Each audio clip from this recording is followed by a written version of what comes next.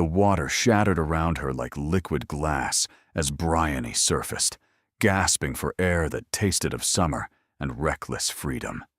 For one perfect moment, suspended between the cool embrace of the lake and the golden afternoon sun, she felt weightless, unburdened, alive in a way she hadn't felt since before her father's death, before the creditors came, before everything familiar crumbled to dust.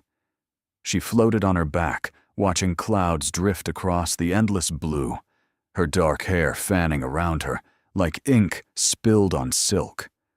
The old chemise she wore clung to her body, soaked through and entirely improper. But there was no one to see, no one to judge. This lake had been her sanctuary since childhood, hidden in the forest between her family's former estate and the neighboring lands. No one ever came here. That certainty lasted exactly 3 more heartbeats. The snap of a branch cut through the peaceful silence like a pistol shot. Bryony's body reacted before her mind caught up, legs kicking, arms flailing as she spun toward the shore. Her feet found the muddy bottom, water lapping at her collarbone, and she froze. A man stood at the edge of the lake. He was tall, broad-shouldered, dressed in riding clothes that probably cost more than her family's remaining possessions combined. Dark hair swept back from a face that would have been striking if not for the absolute stillness of his expression. He held the reins of a midnight black horse, and he was staring directly at her with eyes the color of winter storms. Heat flooded Bryony's face despite the cool water.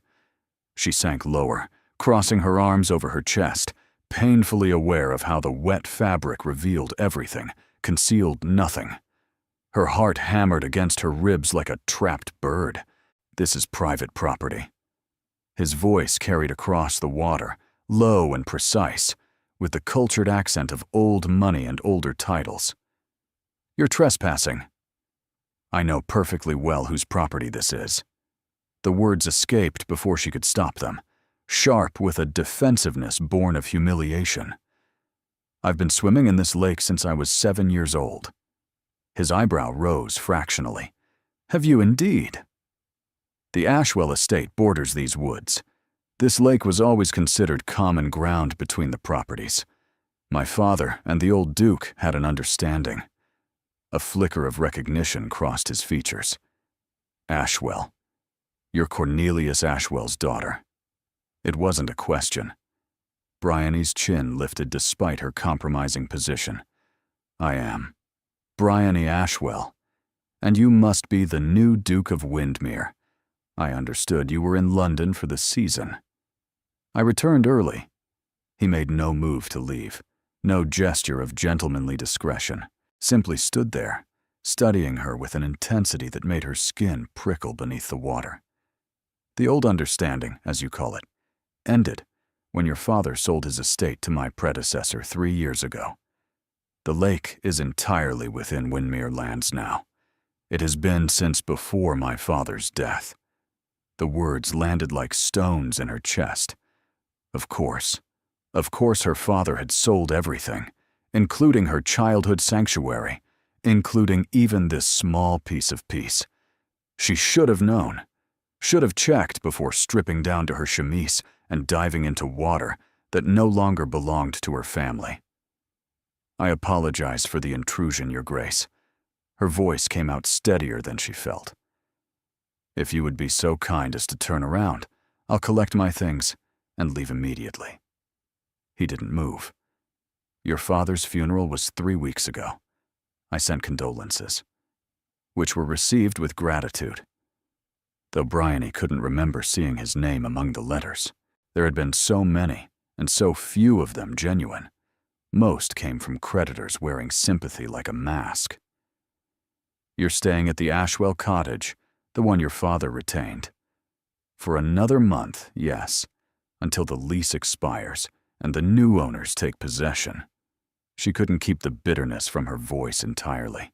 Another piece of her history, sold off to pay debts she hadn't even known existed until the solicitor read the will. "Your Grace, I really must insist that you turn around." In a moment, he released the horse's reins, taking a step closer to the water's edge. "Tell me, Miss Ashwell, what are your plans after the cottage lease expires? I fail to see how that's any concern of yours. Humor me." She should refuse, should demand he show some decency and allow her to preserve what little dignity remained. But something in his gaze held her there, treading water in her ruined chemise, answering questions she had no obligation to answer. "I'll seek a position. Governess, most likely, or companion to an elderly lady. My education was thorough, even if my circumstances are reduced." The words tasted like ash, like surrender.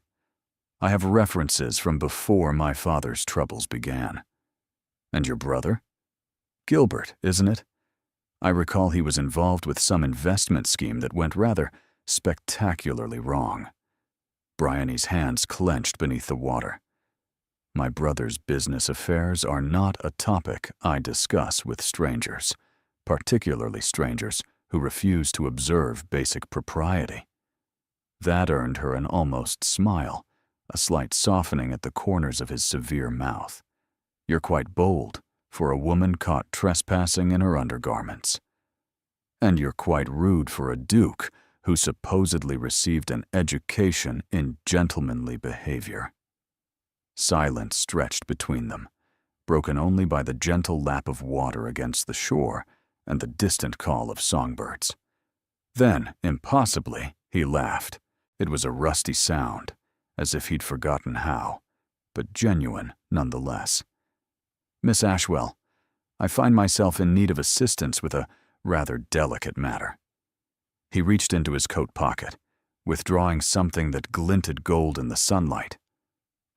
"How would you feel about a temporary arrangement that might benefit us both considerably? I would feel that you've lost your mind. I'm standing in a lake in nothing but a wet chemise.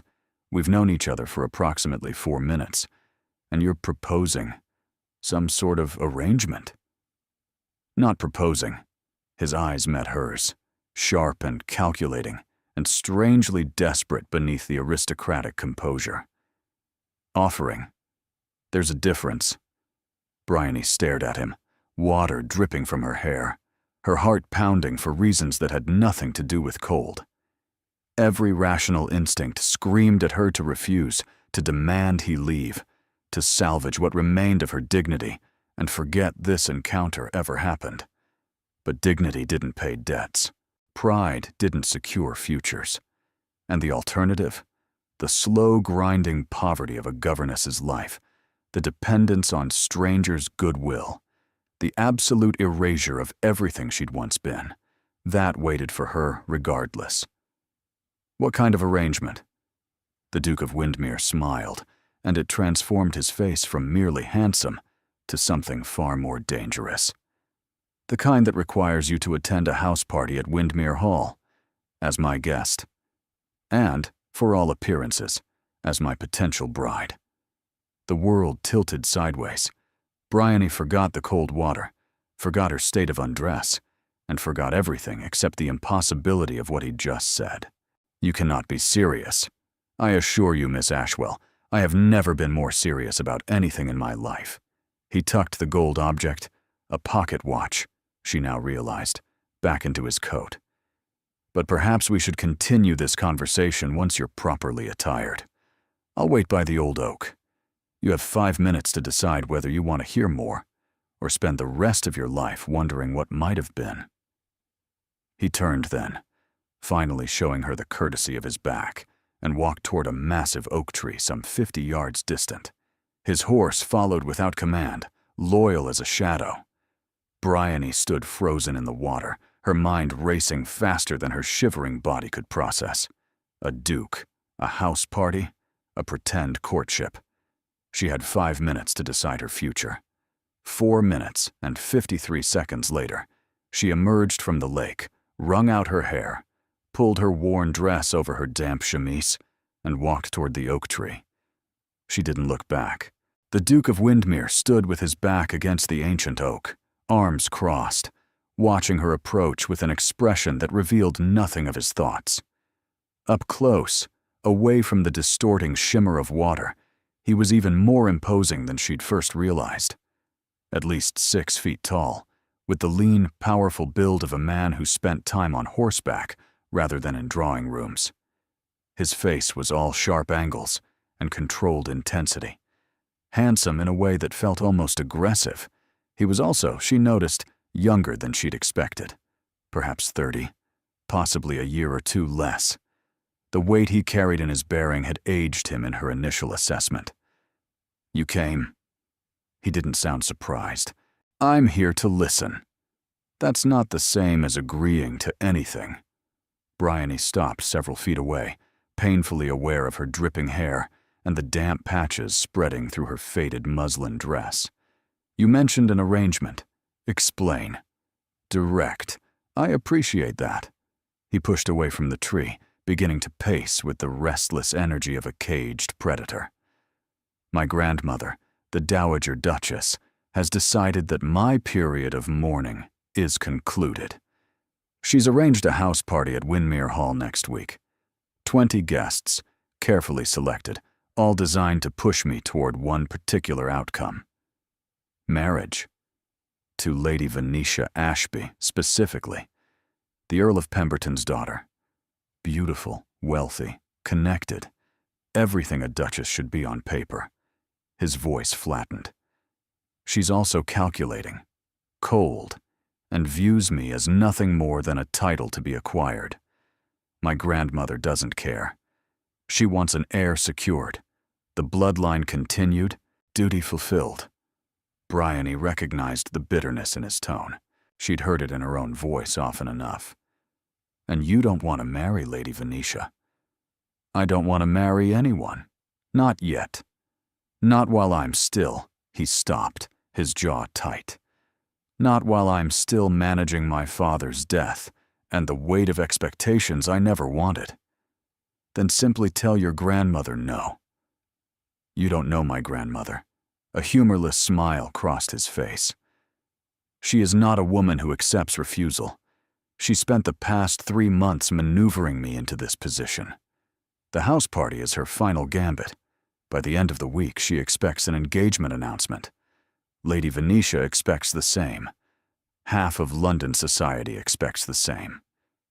What does any of this have to do with me?" He turned to face her fully, and the intensity in his gray eyes made her breath catch. "Everything, Miss Ashwell. Because 3 hours ago, before I stumbled upon you in my lake, I had no way out of this trap.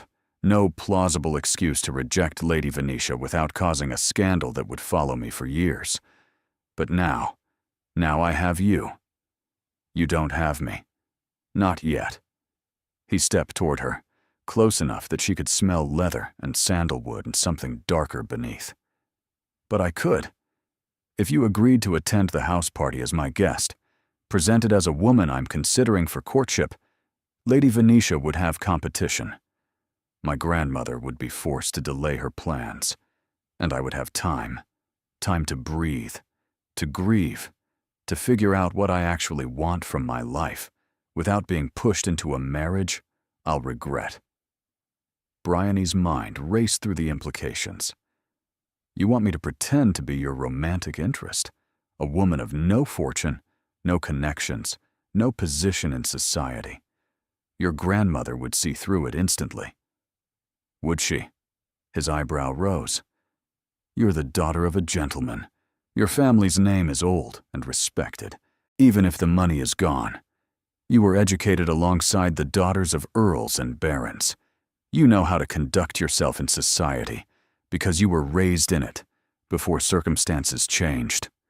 "Circumstances," she laughed, the sound brittle.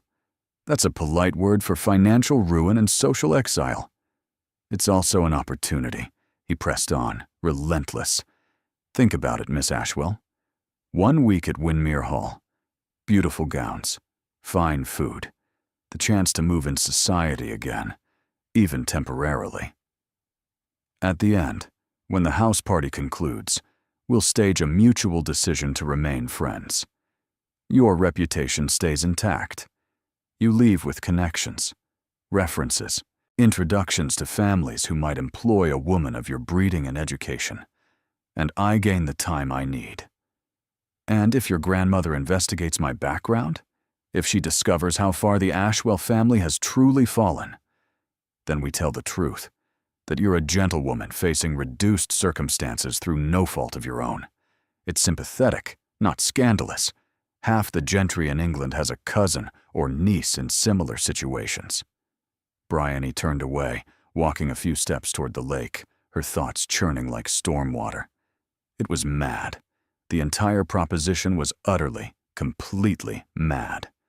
She'd be walking into a viper's nest of aristocratic politics and family drama, armed with nothing but borrowed dresses and a fabricated connection to a man she'd met less than an hour ago.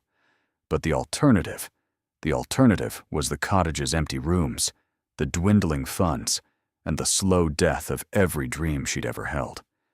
Gilbert's schemes had left them with nothing. Her father's debts had swallowed what remained. In a month, she'd be homeless, seeking employment as a glorified servant in some stranger's household.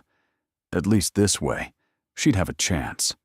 A small one, fragile as spun glass, but a chance nonetheless. I have conditions. She turned back to face him. Something like respect flickered in his expression. Name them. First, I want complete honesty about what I'm walking into. Every family secret, every social landmine, and every enemy I might encounter. I won't be ambushed by information you chose to withhold. Agreed. Second, I want my expenses covered entirely.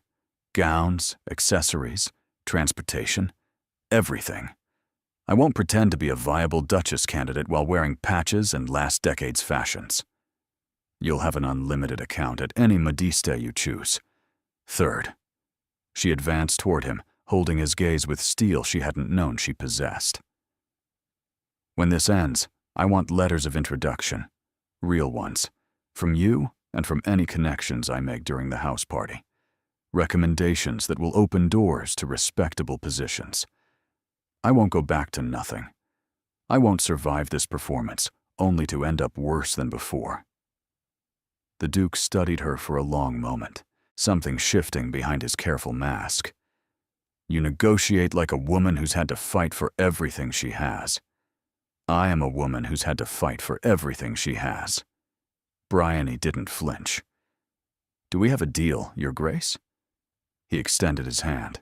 The gesture was strange, almost masculine, the kind of agreement sealed between business partners rather than a gentleman and a lady. But then, nothing about this situation followed the normal rules. We have a deal, Miss Ashwell. His grip was warm and firm, calloused in ways that suggested he did more than simply ride his horses. The house party begins in 4 days. I'll send a carriage for you tomorrow morning to begin preparations. You'll need to meet my sister, Cosima. She'll help you with the finer details of our supposed courtship. Your sister knows about this scheme? My sister is the one who originally suggested I find an alternative to Lady Venetia. She'll be your ally. For the first time, something like warmth entered his voice. Cosima sees marriage as something that should involve actual affection, a radical notion in our family. Bryony released his hand, suddenly aware of how long she'd held it. And your grandmother? The dowager? The warmth vanished. Will be your greatest obstacle. She's formidable, perceptive, and absolutely convinced she knows what's best for this family. She'll try to break you down, find your weaknesses, and force you to reveal the arrangement. She sounds delightful. She's terrifying. He said it without humor. But if you can survive her scrutiny, the rest will be manageable. Comforting. He retrieved his horse's reins, preparing to mount. One more thing, Miss Ashwell. During the house party, you should call me Hadrian. Formality between supposed romantic interests would appear suspicious. Hadrian. She tested the name, feeling its weight on her tongue. And you may call me Bryony, I suppose, though the circumstances of our first meeting suggest we've already dispensed with most formalities. His gaze dropped briefly to her still damp dress, and she thought she caught the ghost of a smile. "I'll endeavor to forget the lake entirely." "See that you do." She watched him swing into the saddle with easy grace. "Tomorrow morning, then. I'll be ready." "I don't doubt it." He looked down at her from horseback, silhouetted against the afternoon sun like something out of a painting. "Welcome to Windmere, Miss Ashwell. Try not to drown before you arrive." He rode away before she could respond, disappearing into the trees with the speed of a man escaping something. Bryony stood alone in the clearing, lake water still dripping from her hair, and wondered what exactly she'd just agreed to. The carriage that arrived at the cottage the next morning was a study in restrained opulence. Black lacquer with silver trim, drawn by 4 matched gray horses, attended by a coachman and 2 footmen in immaculate Windmere livery. It looked almost absurd, parked in the overgrown lane outside her modest home. Bryony had spent the night alternating between anxious preparation and outright panic.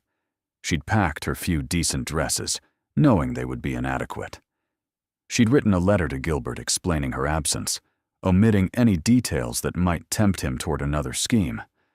She'd walked through the cottage one final time, touching walls that had sheltered her childhood summers, saying goodbye to spaces she might never see again. Now she stood on the front step, a single traveling case at her feet, watching the footman approach with an expression of studied neutrality. "Miss Ashwell." At her nod, he collected her case with the same care he might show a duchess's luggage. "His Grace sends his compliments and hopes your journey will be comfortable." The carriage interior was even more impressive than its exterior.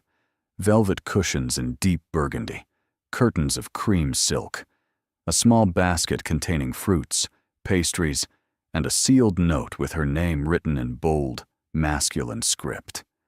She opened the note as the carriage began to move. "Miss Ashwell, your first test begins immediately. My sister Cosima will meet you upon arrival. Listen to everything she tells you. Trust nothing my grandmother says. And for your own sake, eat something before you reach the house.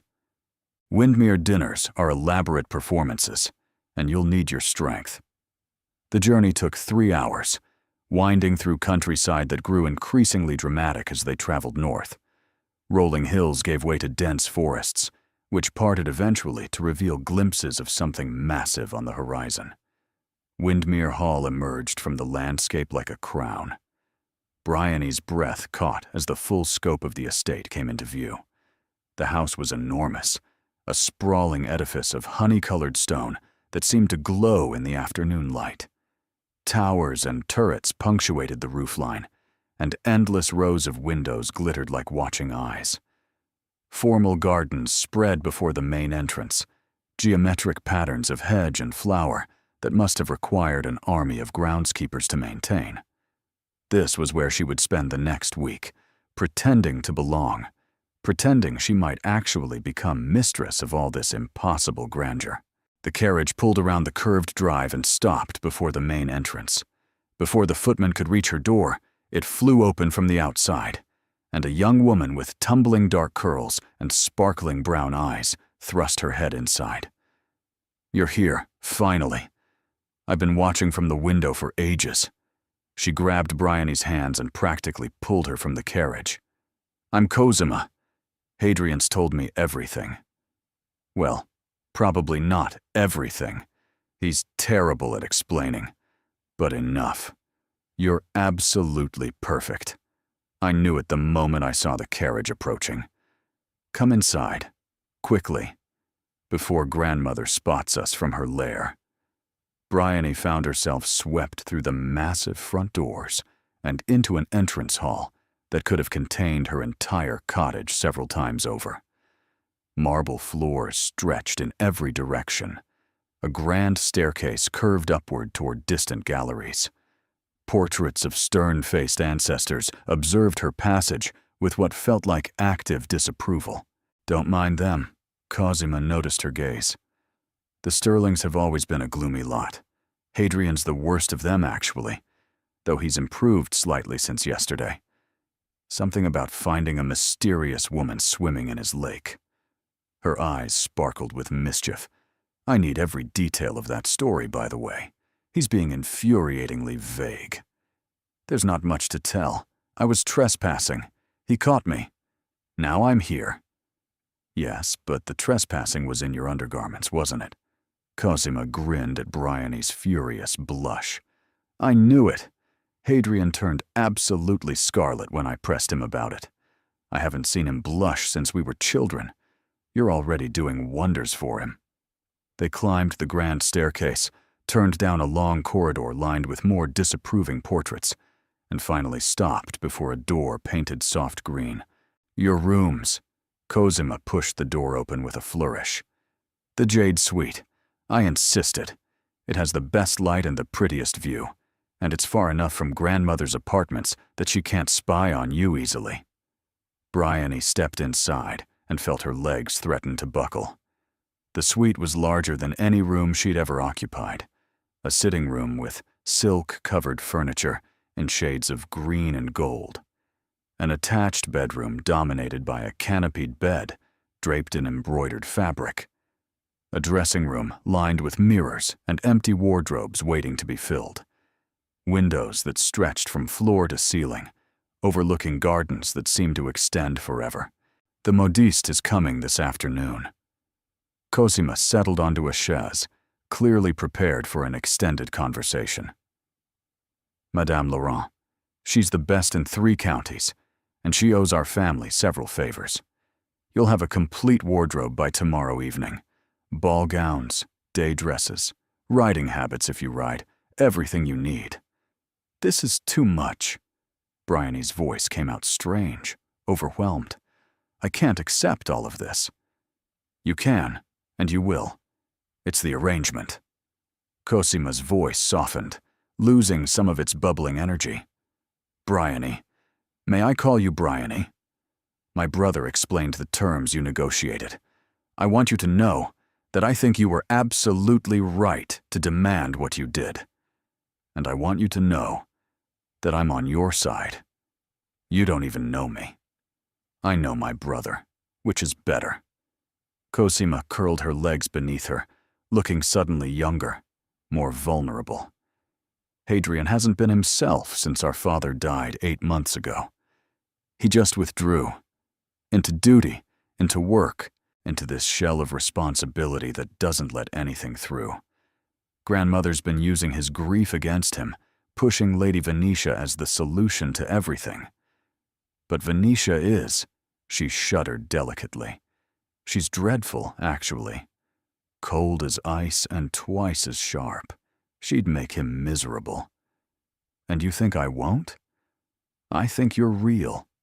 Cosima's brown eyes met hers directly. I've watched you for 5 minutes, and I already know more about who you are than I've learned about Venetia in 5 years of acquaintance. You're not pretending to be something you're not. You're not calculating every word. You're just here. Present. And Hadrian needs that desperately, even if he doesn't know it yet. Bryony sank onto the edge of a chair, the weight of the past 24 hours finally catching up with her. You understand this is temporary. A performance. When the house party ends, I'll leave with my references, and your brother will be free to do whatever he wants with his life. This isn't a romance. Of course not. Cosima's smile held secrets. Now, tell me about yourself. Everything grandmother might use against you, so we can prepare defenses. I want to know about your family, your education, your circumstances, and every detail that might come up during the week. They talked for hours. Bryony found herself revealing more than she'd intended, drawn out by Cosima's genuine warmth and clever questions. She spoke of her father's illness and death, of Gilbert's disastrous investments, of the slow unraveling of everything she'd known. She spoke of the lake where she'd swum as a child, not knowing it had been sold along with everything else. She spoke of her fears for the future, her determination to build something new from the wreckage. By the time a maid appeared to announce the modistas' arrival, Bryony felt raw, exposed, and strangely lighter. One more thing. Cosima paused at the door, her expression serious for the first time. Grandmother will receive you tomorrow morning. It's tradition. She meets every houseguest personally before the party officially begins. Your brother warned me she was formidable. Formidable is kind. Cosima's hand found hers, squeezing briefly. She's going to test you, Bryony. Push you, provoke you, and try to make you reveal weaknesses she can exploit. But I've seen how you carry yourself. You don't break easily. No. Bryony squared her shoulders. I don't. Good. Cosima disappeared into the hallway, leaving Bryony alone in her impossible jade rooms, with a wardrobe to build and a grandmother to prepare for. Through the window, she could see the garden stretching toward distant woods, and somewhere beyond them, the lake where everything had changed. Tomorrow, she would face the Dowager Duchess. Tomorrow, she would discover whether her courage was enough to survive this gilded world. Tonight, she would sleep in silk sheets for the first time in her life and try not to dream of drowning. Morning arrived with pale gold sunlight streaming through the jade silk curtains and the quiet efficiency of servants Bryony never heard enter. Fresh flowers appeared on the vanity. A breakfast tray materialized on the sitting room table, and laid across the chaise was a morning dress of soft dove gray with pearl buttons, more elegant than anything she'd ever owned. A young maid with copper hair and freckled cheeks helped her dress, introducing herself as Pippa and chattering cheerfully about the household. Lady Cosima says you're to eat well, miss. The Dowager doesn't take breakfast with guests, so you've time to settle your nerves. Pippa arranged Bryony's dark hair into a simple but becoming style. She also says to remember that the Dowager respects courage more than cleverness, whatever that means. Bryony suspected she knew exactly what it meant. At precisely 10 o'clock, a footman appeared to escort her through a maze of corridors to the Dowager's private apartments. Each step felt heavier than the last, each doorway another threshold between the life she'd known and whatever waited ahead. The Dowager Duchess of Windermere received visitors in a sitting room that felt less like a parlor and more like a throne room. Tall windows draped in burgundy velvet, walls lined with portraits of sterling ancestors.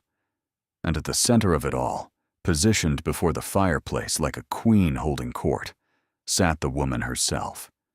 She was not what Bryony expected. The Dowager was small, almost delicate, with silver hair swept into an elaborate arrangement and skin like aged parchment stretched over elegant bones. She wore black silk that rustled when she moved, and diamonds that caught the light with every breath. Her eyes were the same winter storm gray as her grandson's, but sharper, more assessing, honed by decades of navigating aristocratic politics. Miss Ashwell. The Dowager did not rise or offer her hand. Approach. Bryony crossed the room, acutely aware of the older woman's gaze cataloging every detail, her posture, her dress, the way she moved, the steadiness of her hands. She curtsied with the precision her mother had drilled into her since childhood. Your Grace, thank you for receiving me. I receive all house guests personally. It is tradition. The Dowager gestured to a chair positioned directly across from her own, close enough for interrogation. Sit. We have much to discuss. Bryony sat, folding her hands in her lap, and waited. My grandson tells me you are an old acquaintance, that your families were neighbors before your father's unfortunate financial difficulties. The Dowager's tone made clear what she thought of that explanation. He tells me you encountered each other recently and renewed your connection, that he invited you to the house party as his personal guest. That is accurate, Your Grace. Is it? The Dowager leaned forward slightly. Because I have made inquiries, Miss Ashwell, Your father died 3 weeks ago, leaving debts that consumed what little remained of the Ashwell estate. Your brother Gilbert is a known associate of gamblers and schemers. Your family has not moved in society for nearly 4 years. And yet, here you are, installed in my finest guest suite, wearing a dress that was clearly not purchased with your own funds. Each fact landed like a blow, but Bryony kept her expression steady. Everything you've said is true, Your Grace. I won't insult your intelligence by pretending otherwise. Something flickered in the dowager's eyes. Surprise, perhaps. Or interest. Then explain to me why my grandson, the Duke of Windermere, one of the most eligible men in England, has suddenly developed an interest in an impoverished gentlewoman with no fortune, no connections, and no prospects beyond whatever charity she can attract. Bryony's pulse quickened, but her voice emerged calm. Perhaps because I don't want anything from him. Everyone wants something from a duke. I want stability, security, the chance to build a life that doesn't depend on someone else's whims or my brother's latest scheme. Bryony met the dowager's gaze directly. His Grace has been kind enough to offer me an opportunity to make connections that might help me secure a respectable position after the house party. I accepted because the alternative was poverty and dependence. But I am not pursuing him for his title or his fortune. I'm not pursuing him at all. The dowager studied her for a long moment, her expression unreadable. You're either remarkably honest or remarkably clever. I haven't decided which. I've found that honesty requires less effort to maintain. A practical philosophy. The dowager rose, moving to the window with the deliberate grace of someone who had commanded rooms for decades. My grandson is grieving. He has been since his father's death, though he hides it behind duty and distance. He is also stubborn, proud, and determined to resist what is obviously best for his future. You mean Lady Venetia Ashby? The dowager turned, one silver eyebrow raised. You know of her.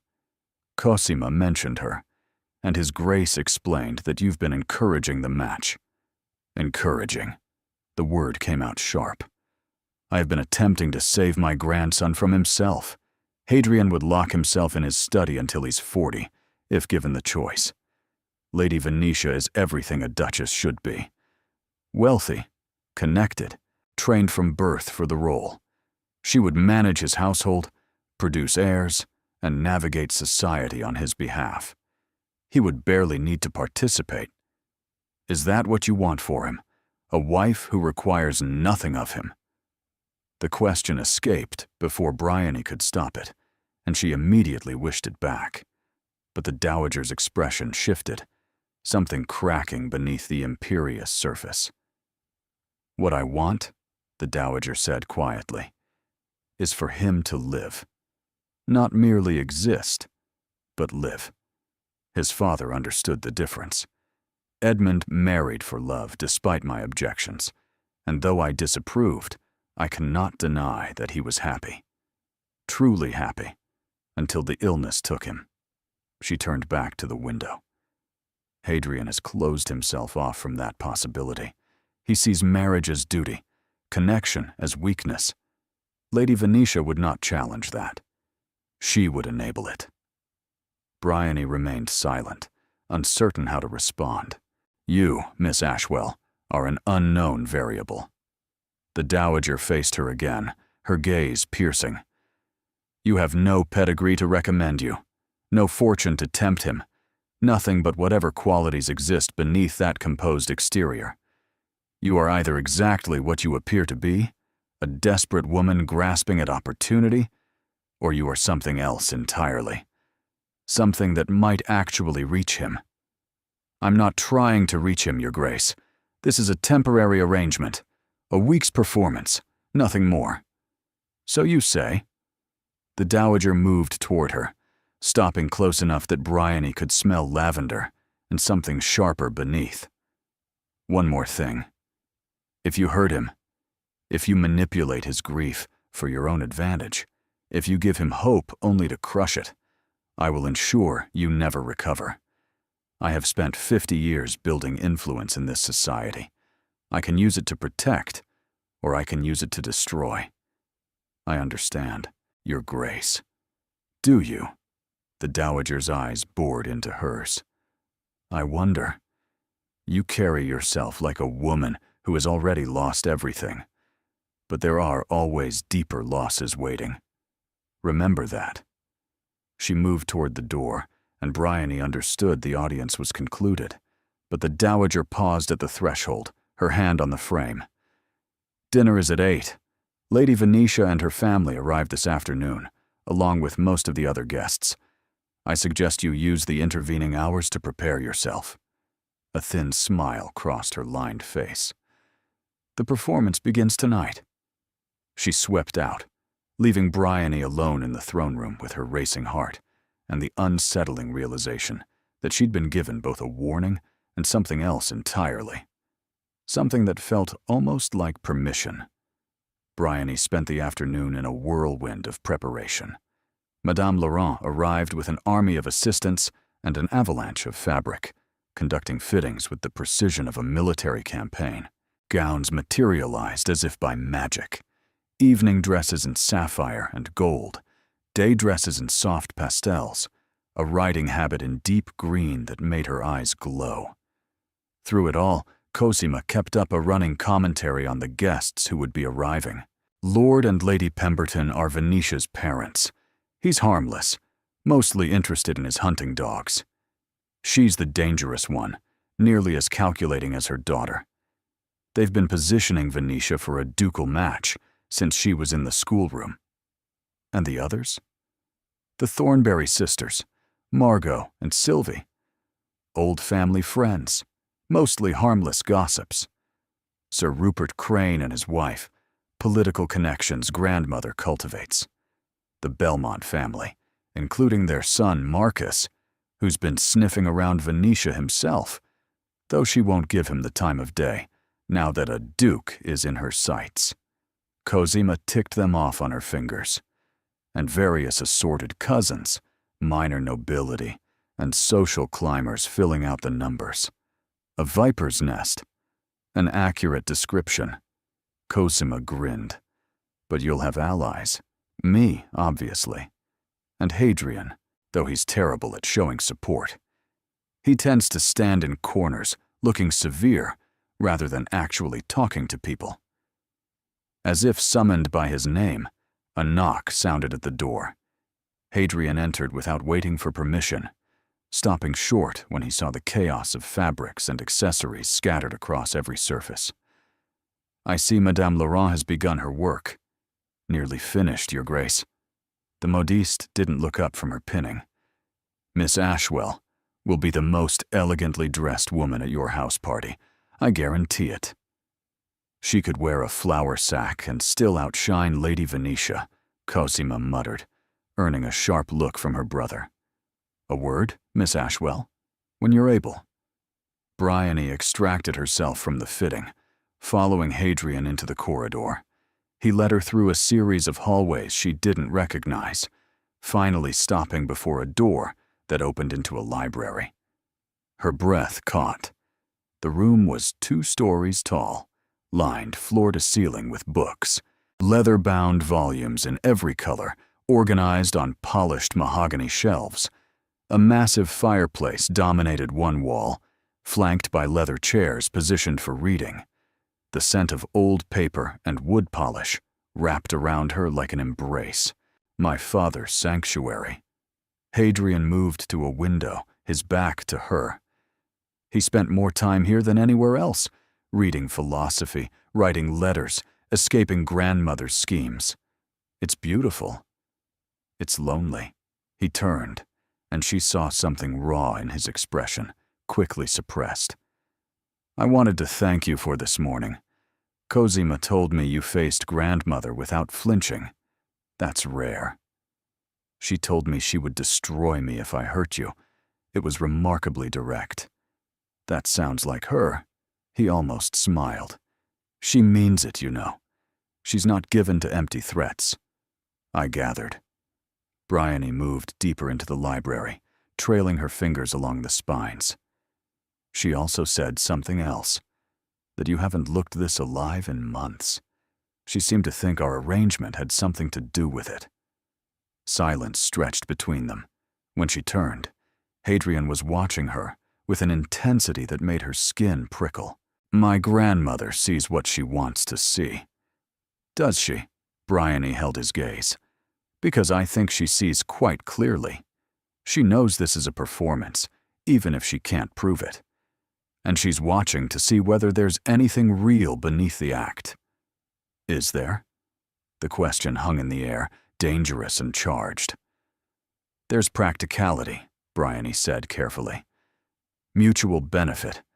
Two people using circumstance to solve immediate problems. That's what we agreed to. Yes. He approached her, stopping near enough that she could see the flecks of darker gray in his eyes. That's what we agreed to. Neither of them moved. Neither spoke. The library's silence wrapped around them, intimate as a shared secret. You should know something about Lady Venetia. Hadrian's voice dropped lower. She's not merely ambitious, she's vindictive. When she discovers your competition, real or perceived, she'll attempt to destroy you. Not physically, but socially. Whisper campaigns, strategic cruelty, isolation from anyone who might support you. I've faced worse than social maneuvering. Have you? He studied her face. I'm beginning to believe you have. Bryony thought of the past 3 years, the slow erosion of everything she'd known, the friends who vanished when the money did, the whispers that followed her family's fall, the creditors who'd spoken to her as though she were something found on the bottom of a shoe. Poverty strips away illusions, she said. It shows you exactly who people are. Lady Venetia can whisper all she likes. I've survived worse than whispers. A flicker of emotion crossed his features. Respect, perhaps, or recognition of a kindred damage. My father used to say that suffering either destroys character or reveals it. He reached past her, pulling a book from the shelf. He was quoting someone. I can never remember who. He handed her the volume. It was slim, bound in blue leather, the title stamped in gold. Meditations by Marcus Aurelius, his favorite. He said it was the only philosophy that mattered. Everything else was commentary. Bryony turned the book over in her hands, feeling the weight of its significance. You're giving this to me? Lending, for the duration of your stay. His eyes met hers, and she saw something vulnerable beneath the aristocratic mask. He would have liked you, I think.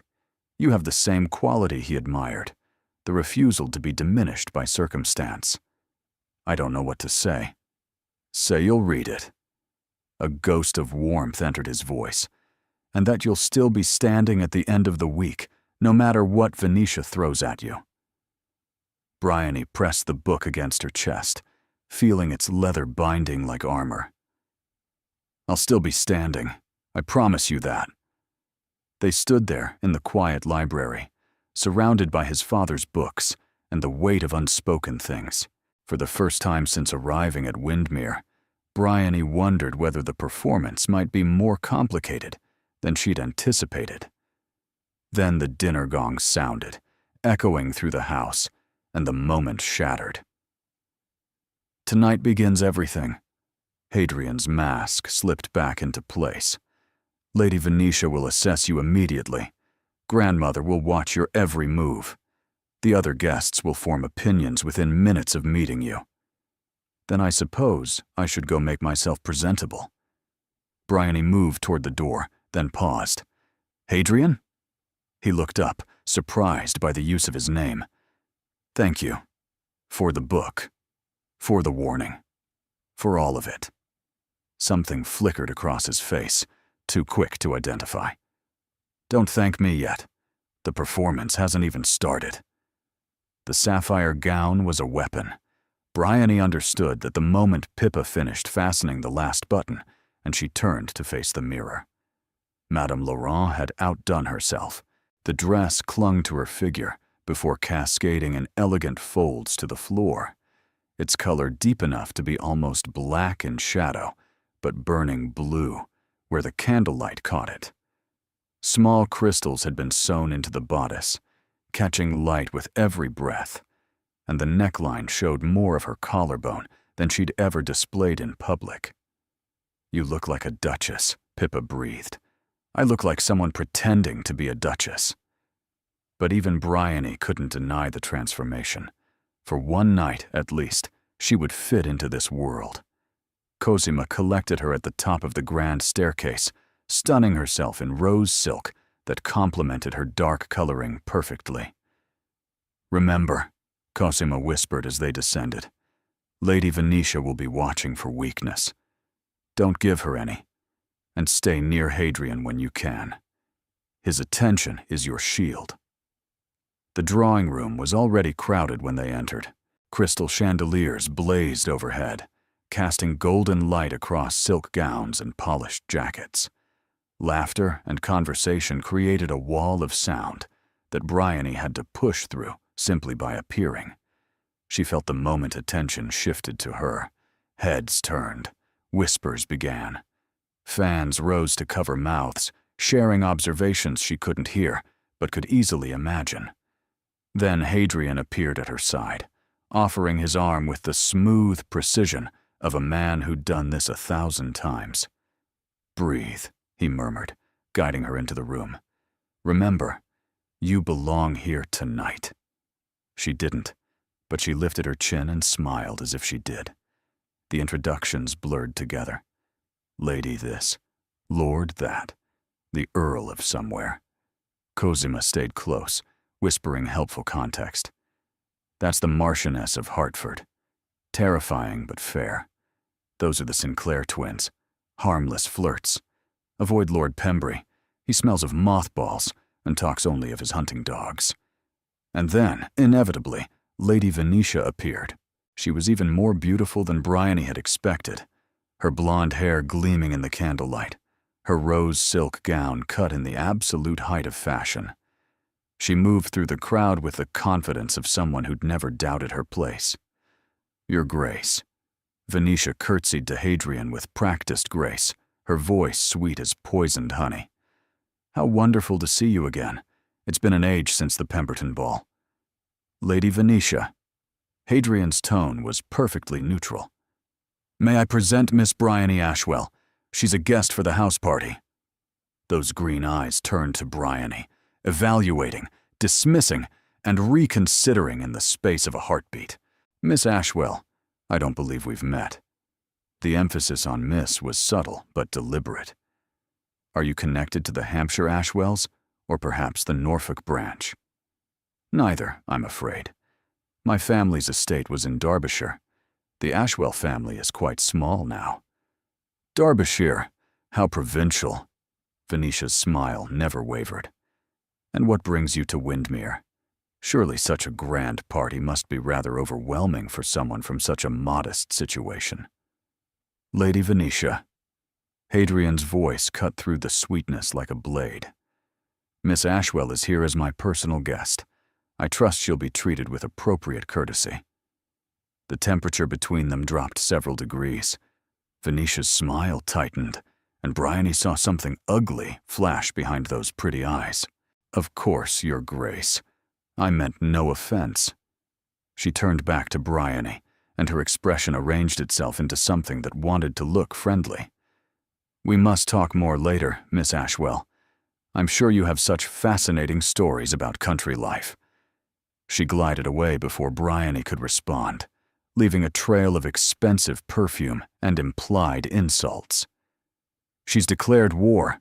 Cosima appeared at Bryony's elbow, her voice low. "That comment about your situation was deliberate.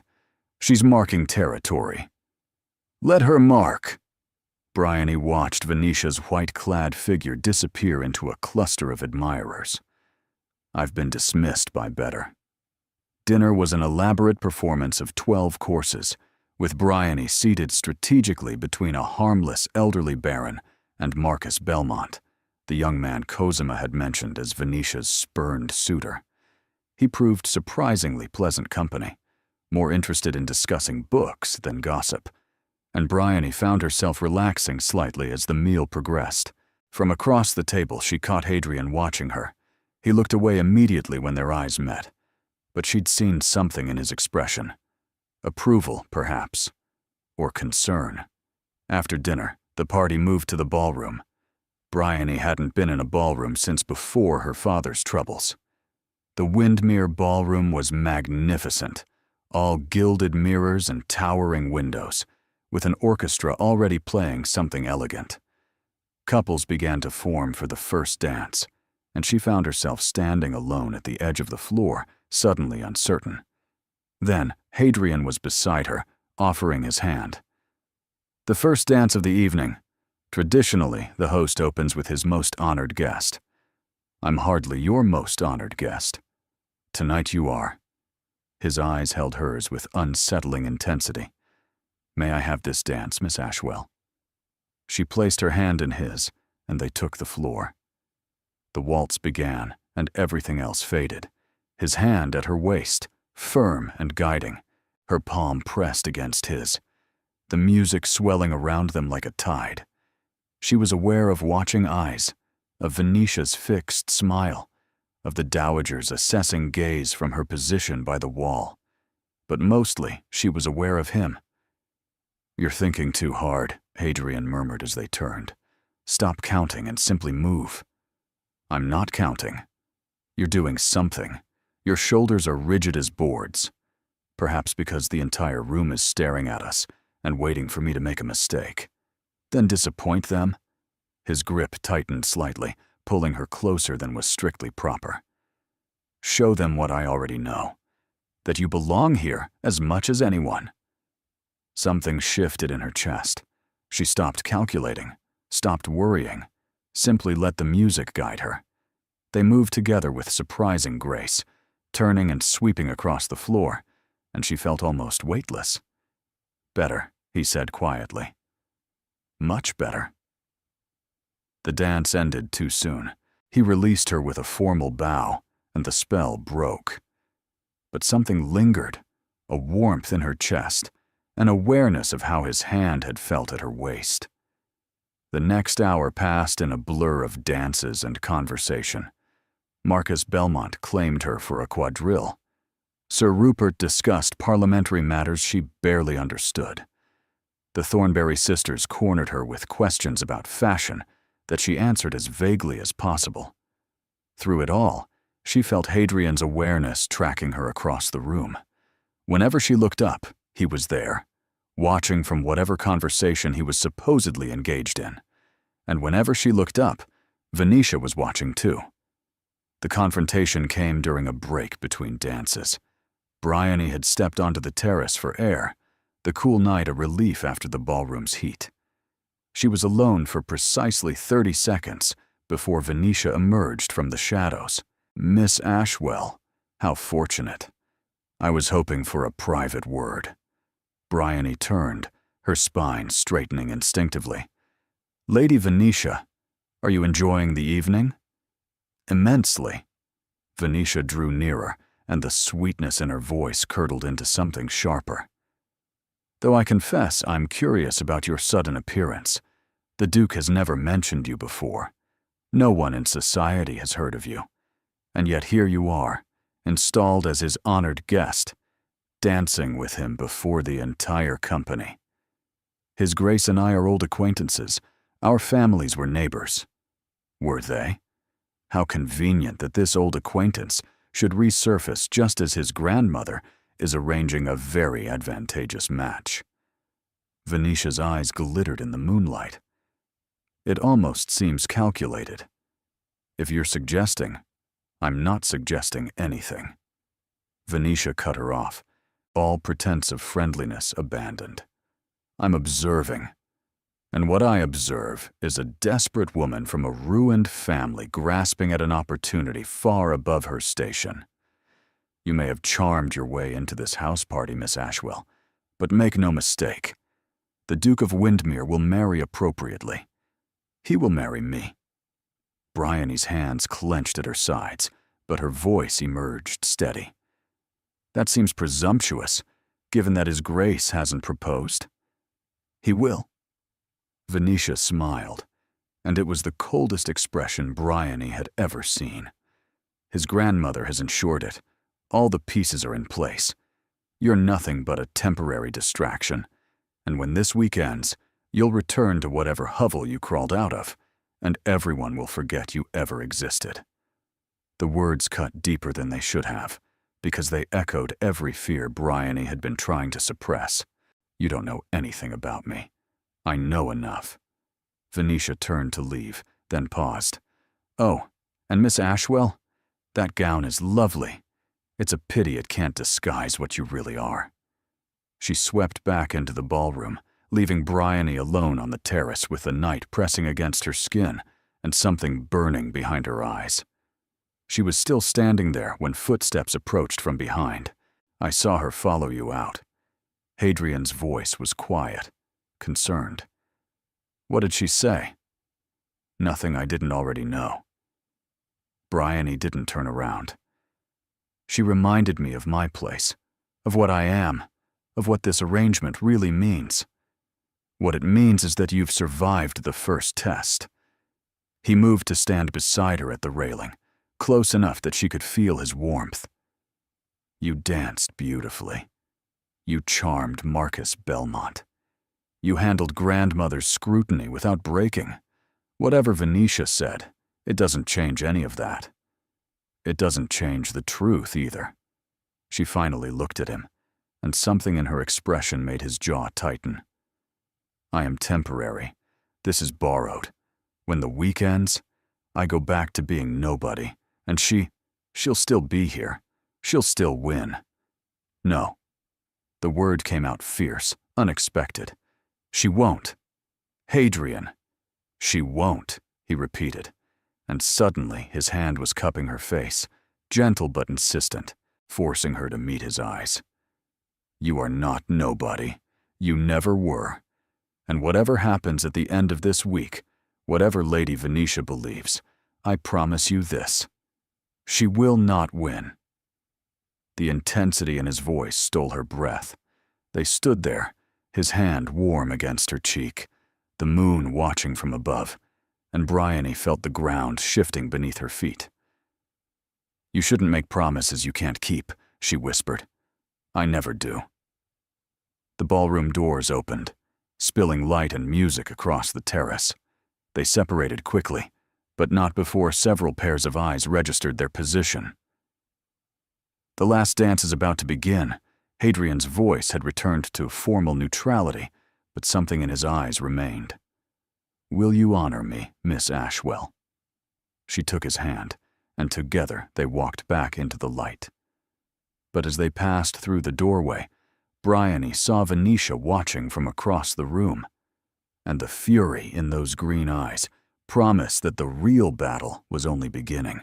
The days that followed the ball established a pattern Bryony learned to navigate with increasing skill. Morning walks in the gardens with Cosima, afternoon activities designed to showcase the guests' various accomplishments, archery, painting, cards, evening dinners that lasted hours, followed by music, or dancing, or charades. Through it all, Venetia watched. She never confronted Bryony directly again, but her presence was constant, suffocating. A whispered comment to another guest that fell silent when Bryony approached. A sympathetic smile that didn't reach her eyes. Strategic positioning that ensured she was always near Hadrian, always visible, always reminding everyone of the match that was supposed to happen. On the fourth day, the house party ventured to the village for a fair. Bryony found herself separated from Cosima in the crowd, wandering between stalls selling ribbons and sweetmeats, momentarily free from the weight of observation. She was examining a display of pressed flowers when Venetia appeared beside her. "Miss Ashwell, how charming to find you admiring such modest wares." Venetia's voice dripped with false warmth. "I suppose it reminds you of home." Bryony set down the flower she'd been holding. Lady Venetia, are you enjoying the fair? Immensely. Though I confess these rustic entertainments grow tedious after a while. Venetia picked up a ribbon, examined it with distaste, and dropped it again. I prefer London's diversions. The opera, the theater, the endless social engagements that come with being a duchess. You speak as though the position is already yours. Isn't it? Venetia's smile sharpened. Oh, I know you've been playing your part admirably.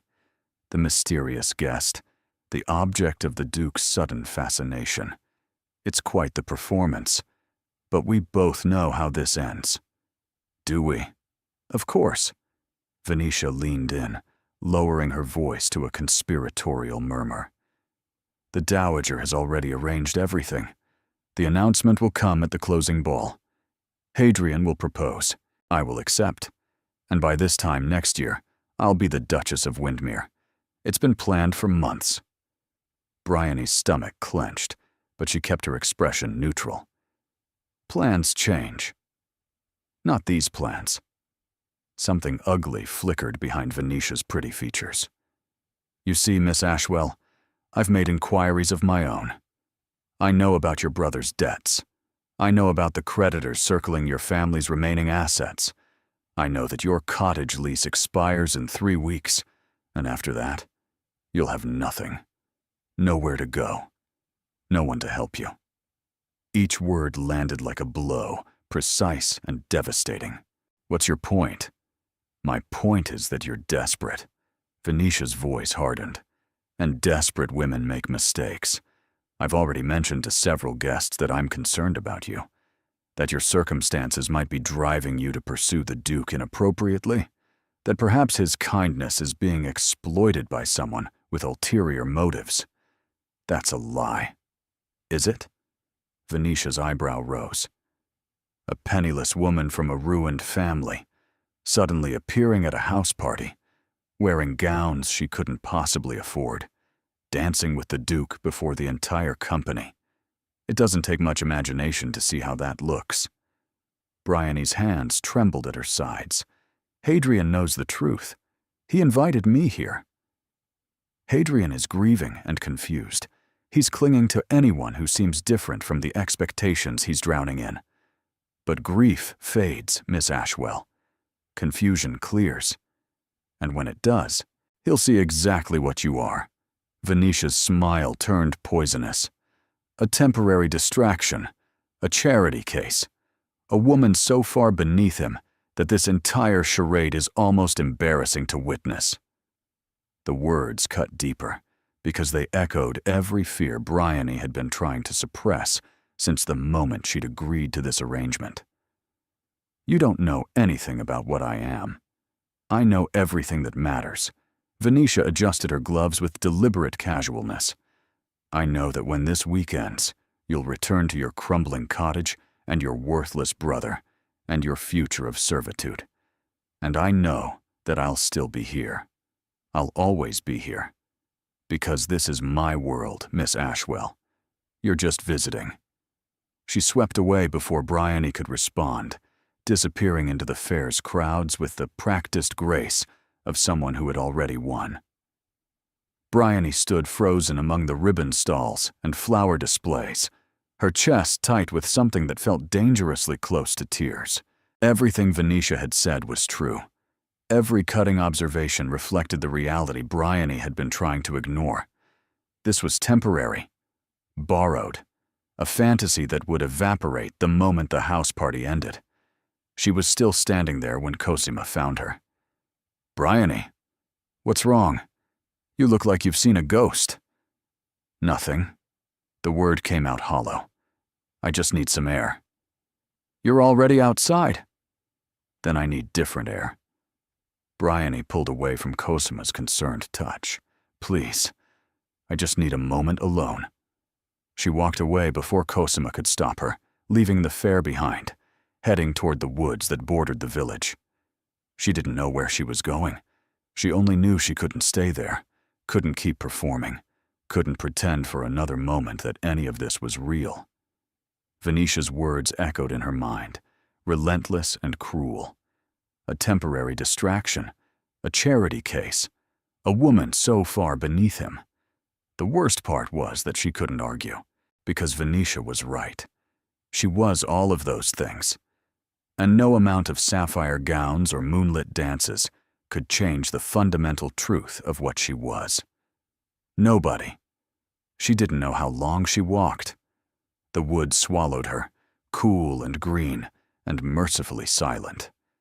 Eventually, she found herself at a small clearing where a stream burbled over smooth stones, and she sank onto a fallen log, her head in her hands. This was madness. The entire arrangement was madness. She should leave tonight, before the closing ball, before Venetia's whisper campaign could do real damage.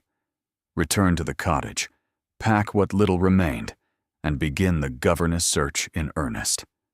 At least that future was honest. At least it didn't require pretending to be something she could never become. You're difficult to find when you don't want to be found. Bryony's head snapped up. Hadrian stood at the edge of the clearing, still in his fair clothes, slightly out of breath, as though he'd been searching for some time. How did you know where I was? Cosima said you fled toward the woods. I know these paths. He approached slowly, as though she were a wild creature who might bolt. She also said you seemed upset. What happened? Nothing happened. Bryony. Her name on his lips, soft and concerned, nearly undid her. Tell me. Lady Venetia happened. The words escaped before she could stop them. She reminded me of certain truths I'd been trying to forget, that's all. Hadrian's jaw tightened. What truths? That this is temporary. That I'm a charity case playing dress-up in a world I don't belong to. That when the week ends, I go back to nothing, while she gets everything she's been planning for. That's not. It is true. Bryony stood, needing to move, needing distance. Every word of it. I don't have a fortune, Hadrian. I don't have connections or position or any of the things that matter in your world. I have a crumbling cottage, a brother who can't stay out of debt, and 3 weeks before, I have to start begging strangers for employment. You won't have to beg anyone for anything. You can't promise that. Her voice cracked. You can't promise anything. We agreed to a performance, and performances end. That's what they do.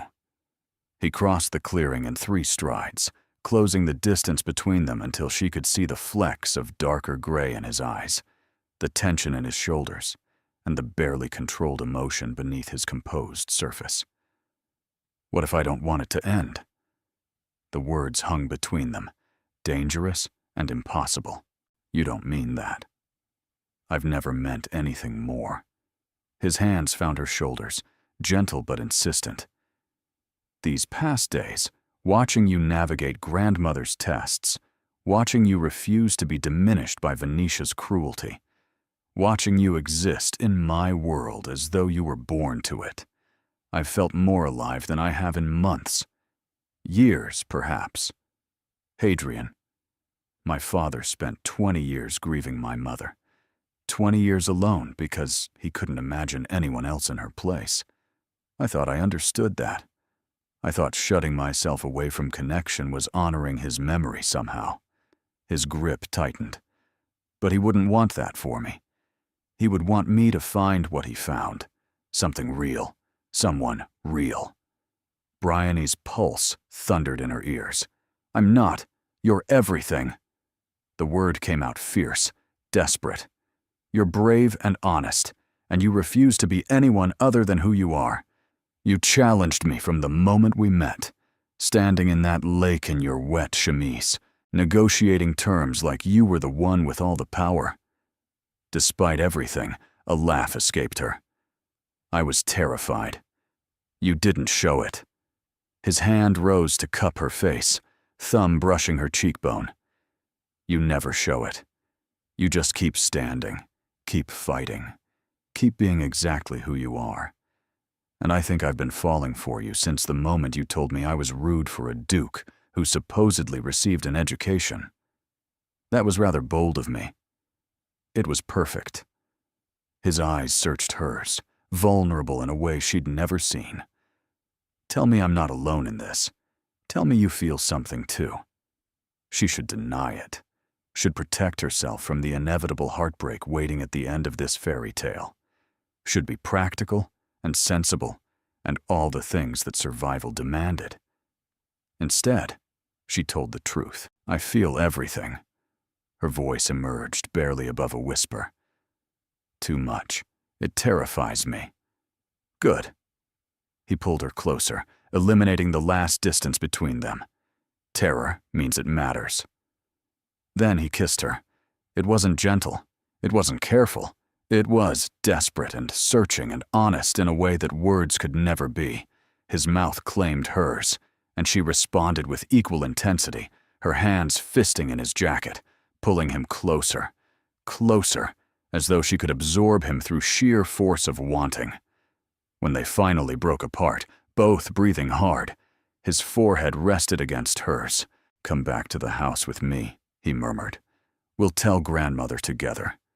We'll figure out how to make this work. Your grandmother will never accept me. Then I'll change her mind, or I'll proceed without her blessing." His eyes met hers, fierce with determination. "I'm done being controlled by expectations, Bryony. I want to choose, and I choose you." The words wrapped around her heart like armor. For one perfect moment, she let herself believe. Let herself imagine a future where this was real, where she could be enough, where love actually conquered the practical realities of fortune and position. Then voices echoed through the trees. "Your Grace? Your Grace, are you there?" They sprang apart as a servant crashed through the undergrowth, his expression urgent. "Your Grace, you must return to the hall immediately. The Dowager has called an emergency gathering. All guests are required in the drawing room." Hadrian's hand found Bryony's, squeezing briefly. "What's happened?" "I don't know, Your Grace." Only that her Grace seemed most agitated. The servant's eyes flicked to Bryony, widening slightly at her presence.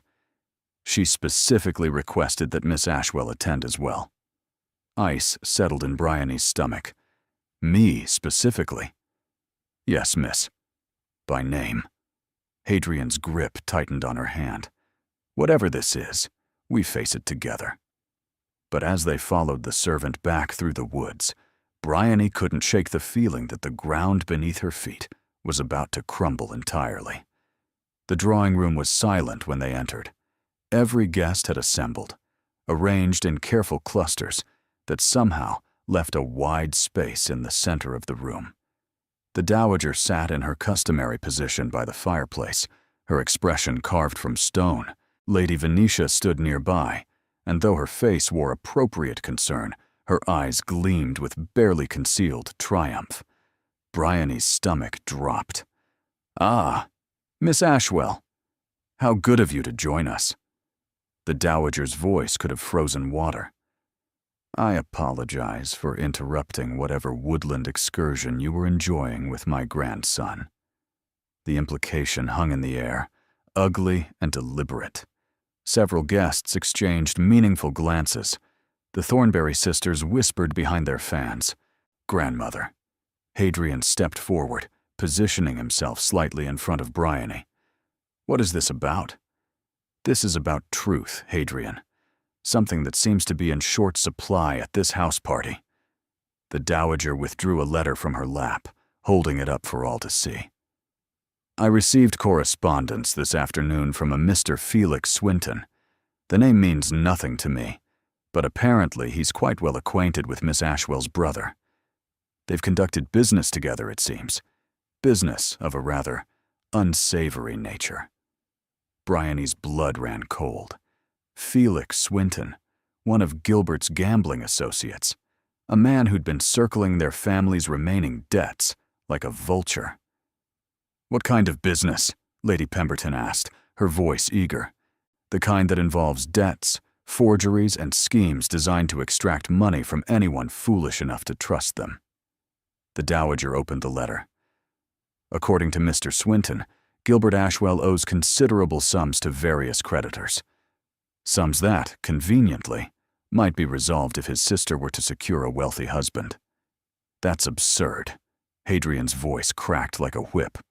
Whatever debts her brother may have are not Miss Ashwell's doing. Are they not? The Dowager's eyes fixed on Bryony. Mr. Swinton seems to believe Miss Ashwell was quite aware of her brother's scheme, that in fact, she volunteered for this arrangement specifically to clear their family debts. That's a lie. Bryony stepped forward, her heart pounding. I never spoke to Felix Swinton in my life. I don't know what he's told you, but he tells me you were desperate. The Dowager cut her off. That your family's situation was so dire, you would do anything to secure fortune and position.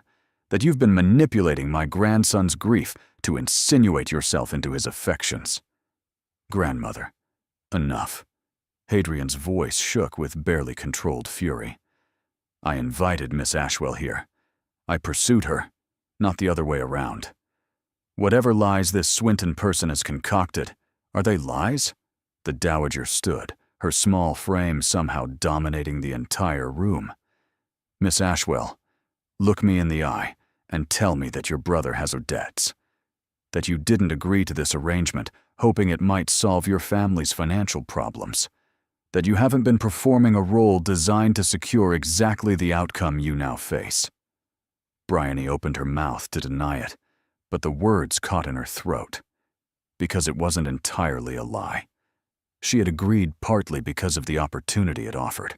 She had hoped for connections that might secure her future. The arrangement had always been transactional on some level. Her hesitation was answer enough. I thought so.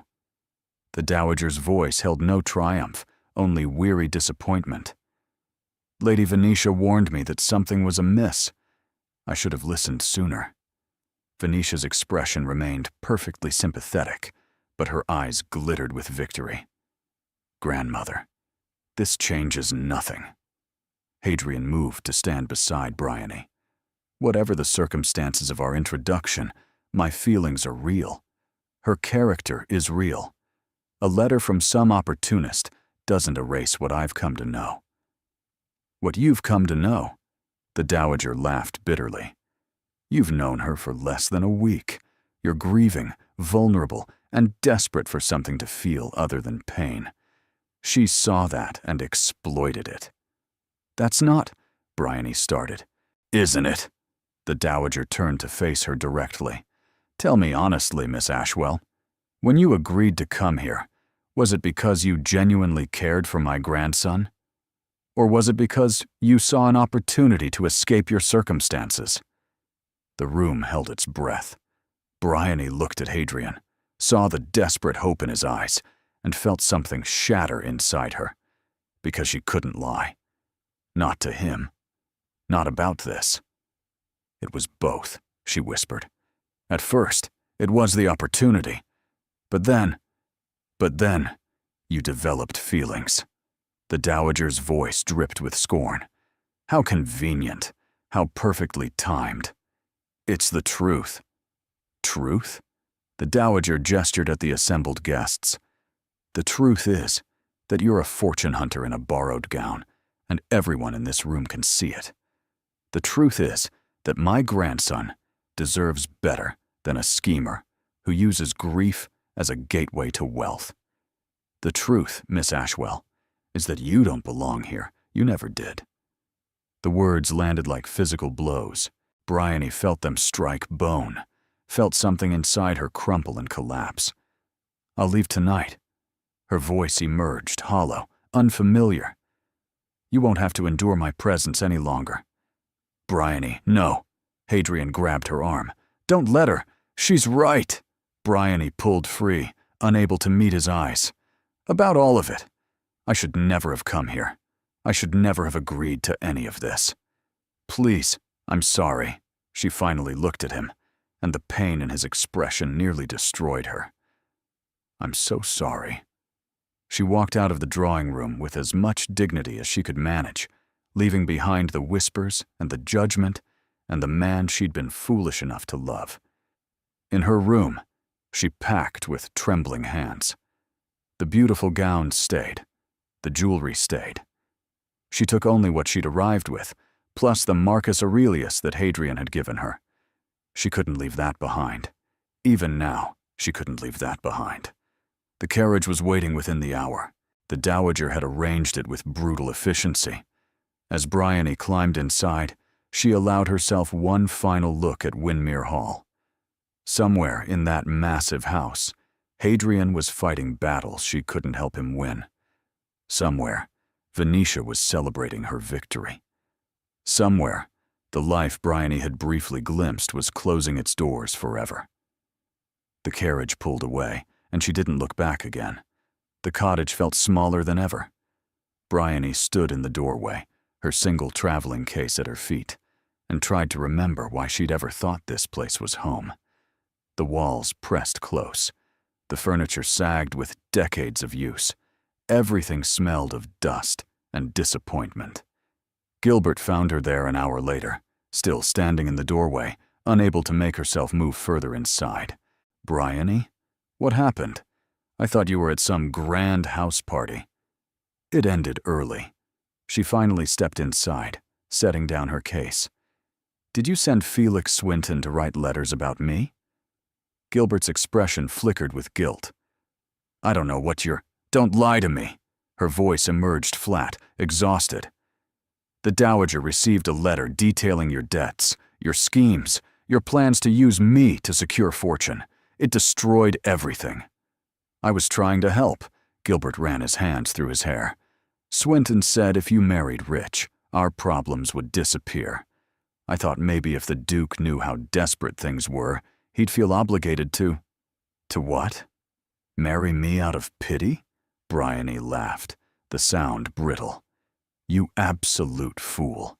You ruined the one chance I had at something real." "Real?" Gilbert's brow furrowed. "I thought you said it was just an arrangement, a performance." It was. She sank into a chair, suddenly unable to stand. "Until it wasn't." Gilbert was silent for a long moment. "You actually care about him?" "It doesn't matter now." Bryony stared at the empty fireplace. "It's over. The Dowager believes I'm a fortune hunter. The other guests will spread that story throughout society. Any hope I had of securing decent employment is gone. I'm sorry." Gilbert knelt beside her chair, and for once, his expression held genuine remorse. "I didn't think. You never do." The next 3 days passed in a blur of nothing. Bryony went through the motions of existing. She helped prepare meals she couldn't taste. She read books she couldn't remember. She lay awake at night, staring at the ceiling, replaying every moment with Hadrian until the memories felt worn thin. On the 4th day, someone knocked at the cottage door. Bryony expected a creditor, perhaps one of Gilbert's associates come to collect. Instead, she found Cosima standing on the step, travel-worn and breathless, her dark curls escaping from beneath her bonnet. "You're here."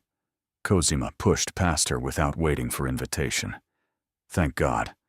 I've been searching for hours. Your directions were terrible. How did you—" Bryony shut the door, her mind struggling to catch up. "Why are you here?" "To talk sense into you, obviously." Cosima turned, and her eyes were fierce. "You left. You just left without fighting, without letting Hadrian defend you, without even saying a proper goodbye." There was nothing to fight for. The Dowager was right. I am everything she accused me of. "You're not." Cosima grabbed her hands. "Listen to me. Swinton's letter was a scheme. He owed money to Venetia's family. Did you know that? The Pembertons bought his debts, specifically, so they could use him to destroy you." Shock rippled through her. "What?" "Venetia arranged the whole thing. She saw how Hadrian looked at you, how different he'd become since you arrived, and she panicked. She paid Swinton to write that letter, timed to arrive at the worst possible moment. Cosima's grip tightened. It was sabotage, Bryony. Deliberate, calculated sabotage. Even if that's true, it doesn't change what I admitted. I did agree to the arrangement partly for practical reasons. I did hope it might solve my problems. So what? Cosima's voice rose with frustration. You were honest about your circumstances from the beginning. You negotiated terms openly. You never pretended to be something you weren't. That's not fortune hunting. It is survival. The Dowager doesn't see it that way. The Dowager doesn't know everything. Cosima released her hands, pacing the small room. She's been wrong before. She was wrong about my mother. Did you know that? She opposed the match for years, and she's wrong about you. It doesn't matter. It matters to Hadrian. Cosima stopped, her expression softening. He's been impossible since you left. Locked in his study, refusing to see anyone, barely eating. He told grandmother he won't marry Venetia regardless of what happened. He said he'd rather remain unmarried forever than settle for someone he doesn't love. Bryony's heart clenched. He said that. He shouted it, actually, during a rather spectacular argument that the entire household overheard. A small smile crossed Cosima's face. I've never seen him that passionate about anything. You did that. You woke something in him that we all thought died with our father. I can't go back, Bryony's voice broke. I can't face that room full of people who think I'm a schemer, who believe I manipulated him. You don't have to face any of them. Cosima took her hands again. Just him. Come back and talk to him. Let him make his own choice with all the facts. That's all I'm asking. Bryony looked around the cottage that had become her prison, at the peeling wallpaper and the sagging furniture, and the future of slow diminishment that waited if she stayed.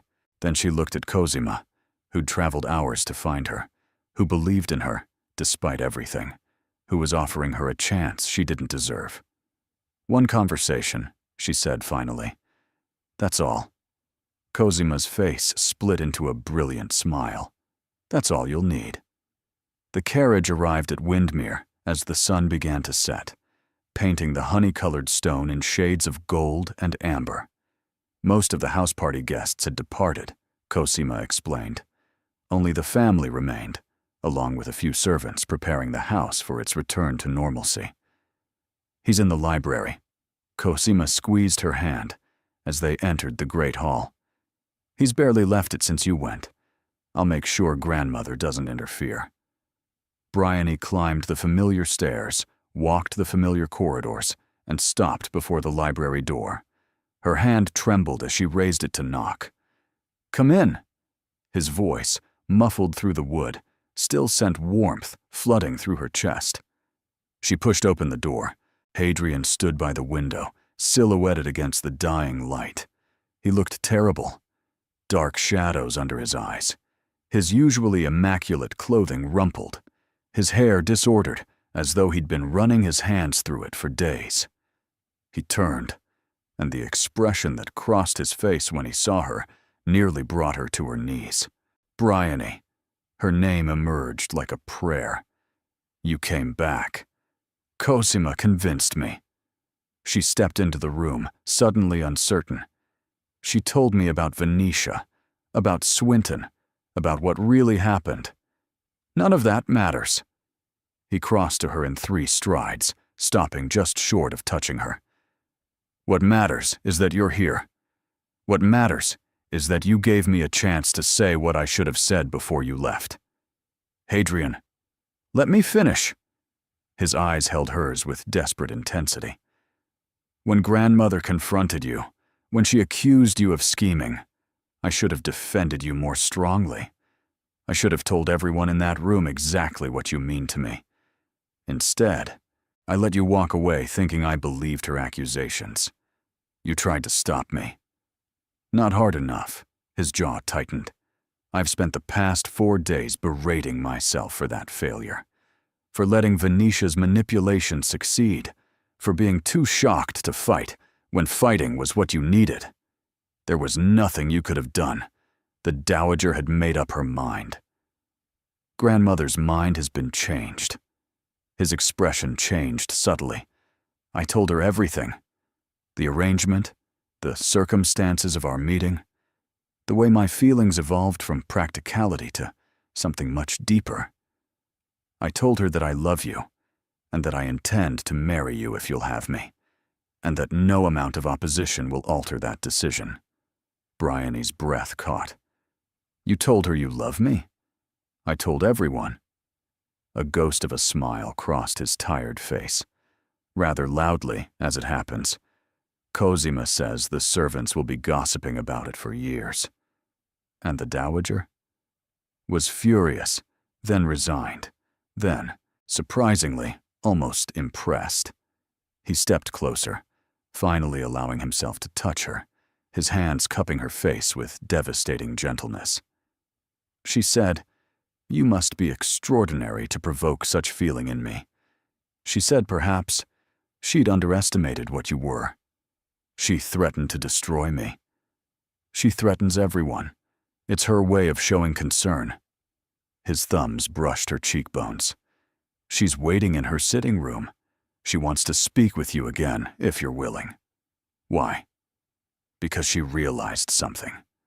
When you left, when you walked away with nothing but dignity and the clothes on your back, when you refused to fight for yourself even though you could have, she saw what I'd seen all along, that you're not a schemer or a fortune hunter.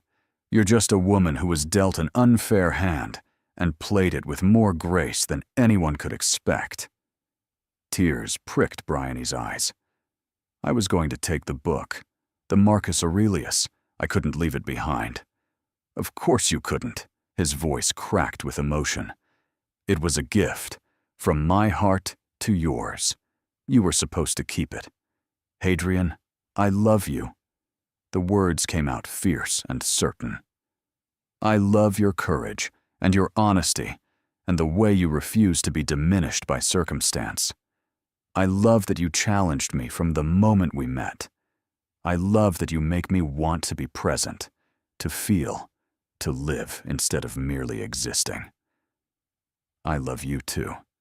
She finally let herself say it, let the truth flow free. I've been trying not to, but I do. Completely. Terrifyingly. He kissed her then, and it was different from the desperate kiss in the forest. This was tender, searching, full of promise rather than urgency. When they broke apart, his forehead resting against hers, she felt something settle into place inside her chest. Marry me. His voice was rough with emotion. Not because of arrangement or convenience or social maneuvering. Marry me because I can't imagine facing another day without you beside me. Your grandmother will never fully approve. My grandmother will come around. She always does when she realizes she's wrong. He pulled back to look at her, his eyes burning with intensity. Say yes, Bryony. Let me spend the rest of my life proving that you made the right choice. She thought of everything she'd be gaining. A home, security, a place in a world she'd once belonged to. But more than that, more than any practical consideration, she'd be gaining him. The man who'd seen her at her most vulnerable and offered opportunity instead of judgment. The man who'd fought for her even when she'd stopped fighting for herself. Yes. The word emerged, steady and sure. Yes. I'll marry you. His smile transformed his entire face, washing away the exhaustion and pain, leaving only joy. He kissed her again, and she felt the future opening before them like a door thrown wide. They went to the dowager together, hand in hand. The older woman received them in her sitting room, her expression unreadable. But when Bryony curtsied, the dowager raised a hand to stop her. No, you're to be my grandson's wife. We're family now, or will be soon enough. Her eyes, so like Hadrian's, studied Bryony's face. I owe you an apology, Miss Ashwell. I allowed myself to be manipulated by people with their own agendas. You were trying to protect your grandson, your Grace. I was trying to control him. There's a difference. The dowager's lips quirked. Edmund, my son, Hadrian's father. He always said I interfered too much. That love couldn't be managed like a household account. I didn't listen then. Perhaps it's time I started. Does this mean you approve? Hadrian asked, his grip on Bryony's hand tightening. It means I won't oppose you. The dowager's gaze met Bryony's directly. Lady Venetia has been sent away. The story of her deception will circulate through society by week's end. Your reputation, Miss Ashwell, will be restored. Thank you, Your Grace. Don't thank me. Prove me right. The dowager stood, moving toward them with the deliberate grace that characterized all her movements. Prove that love is worth more than strategy. Prove that my grandson, choose wisely. She paused before Bryony, and something almost warm flickered in her ancient eyes. Prove that I was wrong about you. Bryony lifted her chin. I intend to, Your Grace. Every day for the rest of my life. The dowager nodded once, a gesture that somehow conveyed both dismissal and blessing. Then welcome to the family, Bryony Ashwell. Try not to make me regret it. The wedding took place 6 weeks later, in the small chapel on the Windmere estate where generations of Sterlings had been married. Bryony wore a gown of ivory silk that Madame Laurent declared her finest work. Cosima served as her attendant, radiant in pale gold.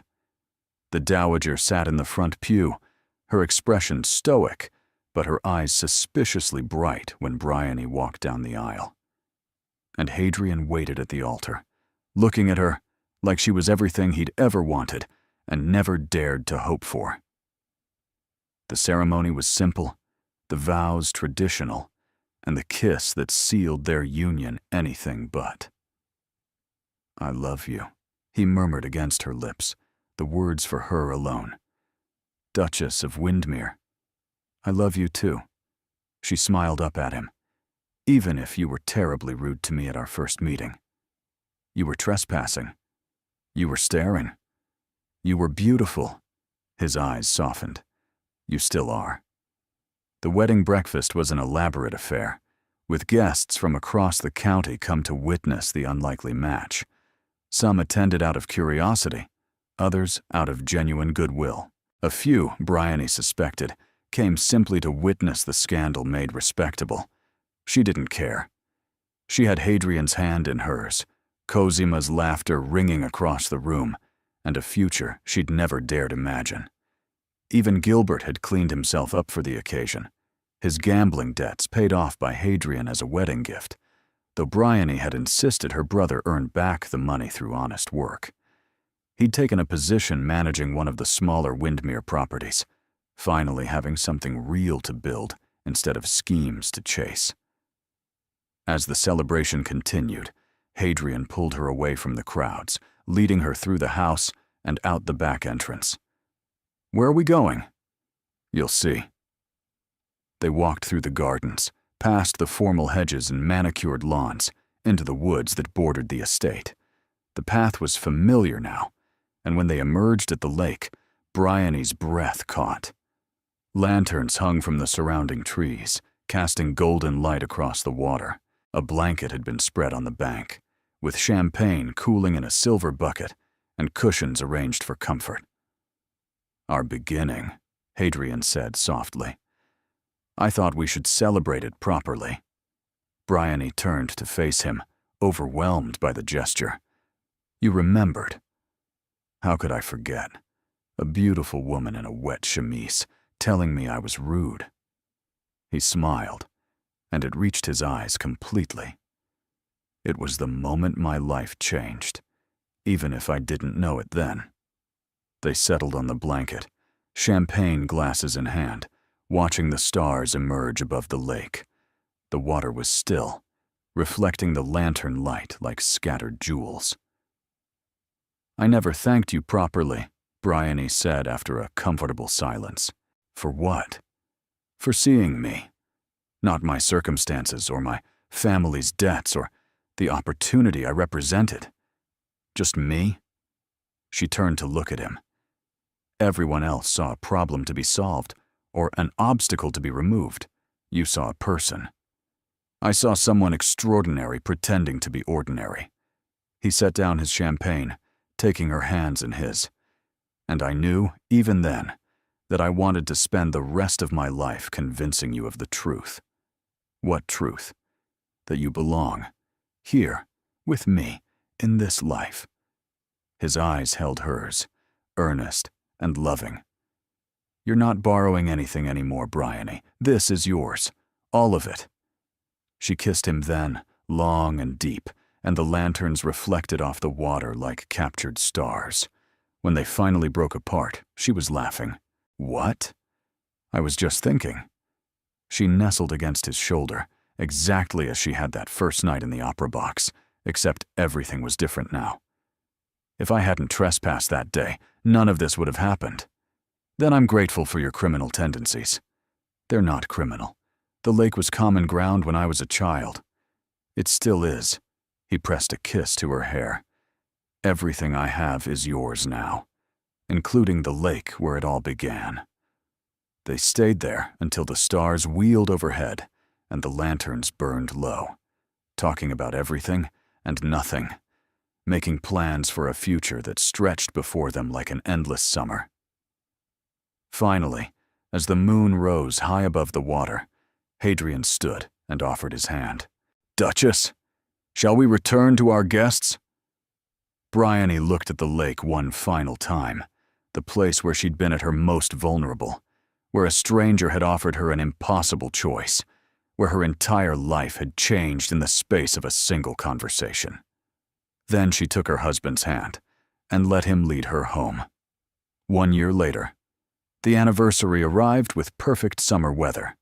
Bryony woke in the great bedroom of Windermere Hall, sunlight streaming through tall windows, her husband's arm draped across her waist. She smiled, watching him sleep, marveling at how peaceful he looked now, compared to the guarded, grieving man she'd met in the woods. You're staring, he murmured, without opening his eyes. I'm observing. There's a difference. He laughed, the sound rumbling through his chest, and pulled her closer. Happy anniversary. Happy anniversary. They spent the morning in comfortable domesticity, breaking their fast together, reviewing correspondence, discussing estate business as equal partners. The Dowager had mellowed considerably over the year, especially after Bryony's careful management of several household crises that proved her capable of the Duchess role. In the afternoon, Hadrian disappeared on mysterious business, returning just before sunset with a conspiratorial smile. Come with me. He led her to the lake. The lanterns had returned, strung through the trees, exactly as they'd been on their wedding night. The blanket was spread on the bank, champagne cooling in the same silver bucket. But something new waited beside it, a small wooden box, tied with ribbon. What's this? Open it. Inside was a key. Old, ornate, clearly antique. Bryony looked at him, confused. I don't understand. It's the key to the cottage. Hadrian's voice was soft. Your family's cottage, the one where I sent Cosima to find you. I purchased it from the new owners last month. You bought back my cottage? It's yours now. Legally, permanently. Whatever happens, you'll always have a place that belongs only to you. He cupped her face, his eyes intense. You told me once that you wanted security, that you never wanted to depend on anyone else's whims. I wanted to give you that. Tears spilled down Bryony's cheeks. Hadrian, it's not charity. It's not control. It's just love. He smiled, brushing away her tears with his thumbs. Though I hope you'll continue living at Windermere with your terribly rude husband. She laughed through her tears. I suppose I could be persuaded. I'll spend the rest of my life persuading you. He kissed her forehead. Every day, if necessary. They settled on the blanket as darkness fell, the lake shimmering with reflected lantern light. Bryony leaned against Hadrian's shoulder, the key clutched in her hand, her heart so full it ached. "Do you remember what you said to me that first day?" she asked. "I believe I accused you of trespassing. After that, you said you had an arrangement to propose, something that might benefit us both considerably." I may have underestimated how considerably. His arm tightened around her. I thought I was buying time to grieve. Instead, I found a reason to live. Do you ever regret it? Choosing scandal over suitability? Never. The word was instant, absolute. My grandmother still makes pointed comments about proper protocols. Society still whispers about our unconventional beginning. But every morning, I wake up beside you, and I know I made the only choice that mattered. Bryony smiled, tilting her face up for a kiss. Even though I was trespassing? Especially because you were trespassing. He kissed her deeply, thoroughly, with the practiced passion of a year's worth of love. You trespassed into my lake, my house, and my heart. I've never been happier to catch a criminal. I told you it wasn't criminal. It was fate. He pulled back, his expression softening into something profound. The best thing that ever happened to me wore a wet chemise and negotiated terms like she was the one with all the power. I learned from the best. You learned from yourself. He tucked a strand of hair behind her ear. That's what I love most about you. No one taught you how to be brave. You just are. They stayed at the lake until the stars emerged, until the champagne was empty and the lanterns burned low, until the night wrapped around them like a blessing. When they finally returned to the house, walking hand in hand through the moonlit gardens, Bryony looked back one last time at the water that had changed everything. Some journeys began with careful planning, with maps and provisions and clear destinations. Theirs had begun with reckless swimming and borrowed dresses and a proposition too absurd to accept. She wouldn't have had it any other way. Thank you for being here. You are the reason these stories exist, because you believe in love that defies expectation, in characters who fight for happiness despite impossible odds, in endings that feel earned and true. Your presence makes this space warm and welcoming, and I am grateful for every moment you spend with these characters. Do you have a favorite line or scene? Your engagement helps me understand what moves you, what keeps you listening, and what kinds of stories to create next. Consider subscribing if you'd like more stories with emotional depth and genuine character growth. Thank you for being here. You make this community what it is.